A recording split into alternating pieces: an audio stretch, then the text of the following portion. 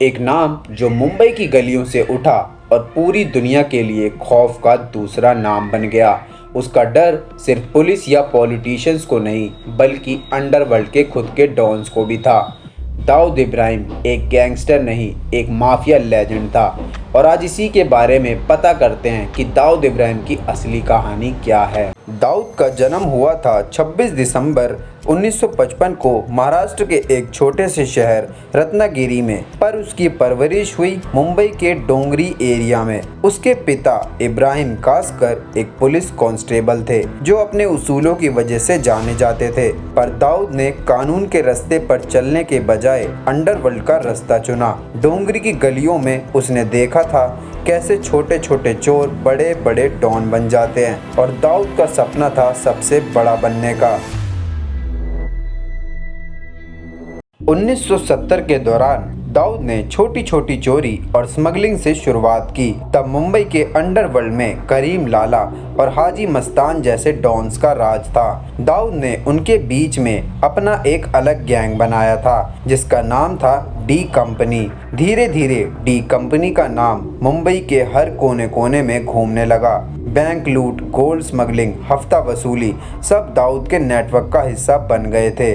इसके कुछ साल बाद ही 1986 में दाऊद ने मुंबई छोड़ दिया। वजह पुलिस का प्रेशर और राइवल गैंग से जान का खतरा।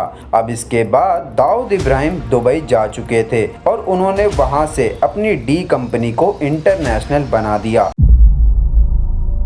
आर्म स्मगलिंग, ड्रग्स, हवाला सब कुछ दाऊद के कंट्रोल में आ गया था। दुनिया ने उसे बिजनेसमैन कहा, लेकिन असल में वो था एक इंटरनेशनल डॉन। 12 मार्च 1993 में मुंबई में एक के बाद एक 12 सीरियल ब्लास्ट हुए जिसमें 250 से ज़्यादा लोग मरे, हजारों घायल। पुलिस इन्वेस्टिगेशन में दाऊद का नाम मास्टरमाइंड के रूप में सामने आया। सीबीआई और रॉ दोनों ने दाऊद के दुबई कनेक्शन को ट्रेस किया, जिसमें तब से दाऊद सिर्फ गैंगस्टर नहीं, एक इंटरनेशनल टेररिस्ट बन गया। इंटरपोल ने उसके खिलाफ रेड कॉर्नर नोटिस जारी कर दिया। दाऊद का नेटवर्क सिर्फ क्राइम तक सीमित नहीं था, उसके कनेक्शंस पॉलिटिक्स, बॉलीवुड और क्रिकेट तक थे। 90s के क्रिकेट फिक्सिंग स्कैंडल में उसका नाम आया। बॉलीवुड स्टार के साथ उसकी दोस्ती कहानियां आम थी। अंडरवर्ल्ड उसके इशारों पे चलता था और कहते हैं कुछ नेता भी उसकी जेब में थे। पर कई रिपोर्ट्स ये भी कहती हैं कि दाऊद अब भी जिंदा है और पाकिस्तान के कराची में एक सीक्रेट सेफ हाउस में छुपा हुआ है। वो ओपनली बाहर कभी नहीं आता, पर डी कंपनी आज भी काम कर रही है। Drugs, illegal trade, real estate जैसे साइबर क्राइम सब कुछ उसके नेटवर्क के जरिए हो रहा है। पर सबसे बड़ा सवाल जो सबके सामने जरूर आता है कि दाऊद अब भी जिंदा है या मर चुका है।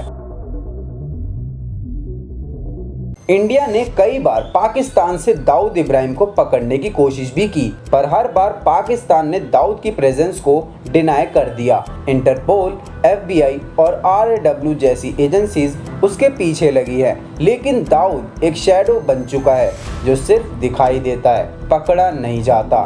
दाऊद सिर्फ एक डॉन नहीं था, वो एक सिस्टम के फेल होने का सबसे बड़ा प्रूफ है। एक पुलिस कांस्टेबल का बेटा दुनिया का सबसे पावरफुल गैंगस्टर कैसे बन गया? इसका जवाब सिर्फ उसके क्राइम में नहीं बल्कि हमारे सिस्टम के वीकनेस में भी छुपा हुआ है।